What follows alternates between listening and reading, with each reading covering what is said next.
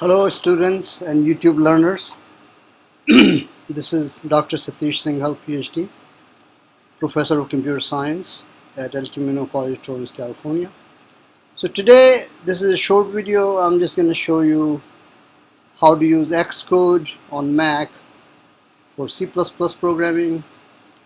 Assumption is that you already have installed Xcode from the App Store, and now you want to check your installation to make sure that it's working.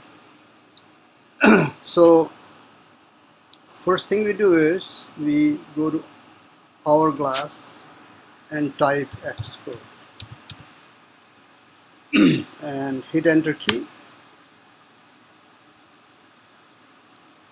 and you'll see this welcome screen, playground, new project, clone an existing project. So we'll do new Xcode project, and then make sure Mac OS is selected here, command line tools is selected here, and you don't have to worry about these other options. So Mac OS and command line tool.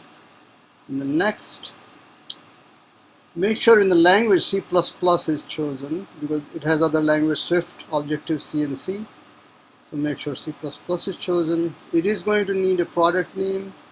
You don't have to add a team account, but it is going to require organization name and a organization identifier. It's not going to do without that. So I don't think it's very critical what you do there. Just put down company's name there, organization name there. It's not going to be very picky about that, but something should be there. And I'm putting the name testing project. You can choose any name you like, and then you click on next. So for now I'm just gonna put it on desktop. Again, your choice of putting your project in any folder you like. I don't create Git repository, so I'm just gonna leave that blank and click OK. So it's gonna create these icons and folders. It creates a file called Maincpp where it fills out some code automatically and gives some names and things. You don't have to be stuck with this name. You can change the name if you like.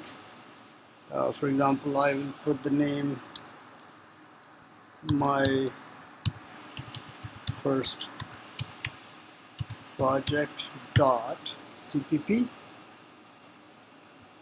and it includes number include IO stream automatically because it kind of wants to give you bare minimum. So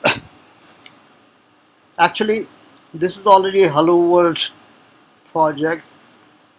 If I compile and run it, it will print hello world on the screen.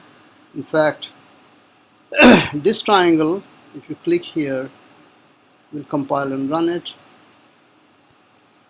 Yeah, build succeeded because there are no compile errors.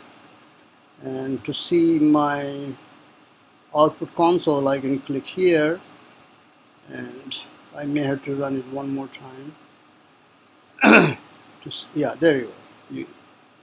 So there's hello world here, and that shows up right here. Okay, so one option I would recommend is here cout, which is output object, it outputs to console, is bonded with std, which is namespace, std : and may get a little tiring to type this again and again. We kind of take it out of here and write the word using namespace std here. In that case, I don't have to put std here, and it will still work. The other thing command line argument and all those things. You can leave or not, doesn't really matter. Mostly you will see main being written like this, but it makes no difference if you leave that in. It will still work. So now I'll show you that what is the advantage of putting using namespace std here. Let's say I want to take some input. So to take input, I'm going to define some variable int age on last birthday. And now using cout, I ask them enter your age on last birthday.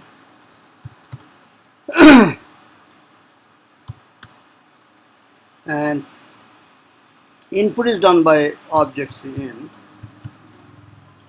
Notice arrow go in the opposite direction of the cout, and by doing this variable name here, we are telling computer that whatever user enters from the keyboard should be stored in this memory location.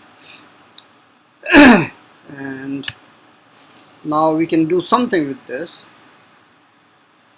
We can say cout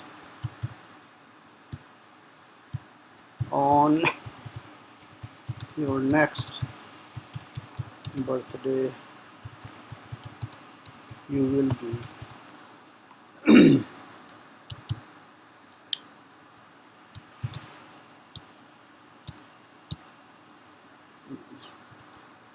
+1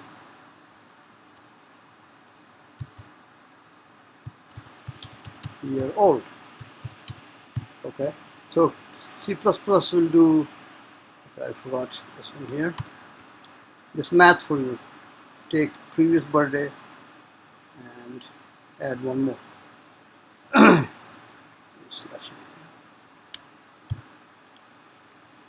Okay, so now it's going to do hello world. We'll print that. Taking the age on the last birthday and then print age on the next birthday.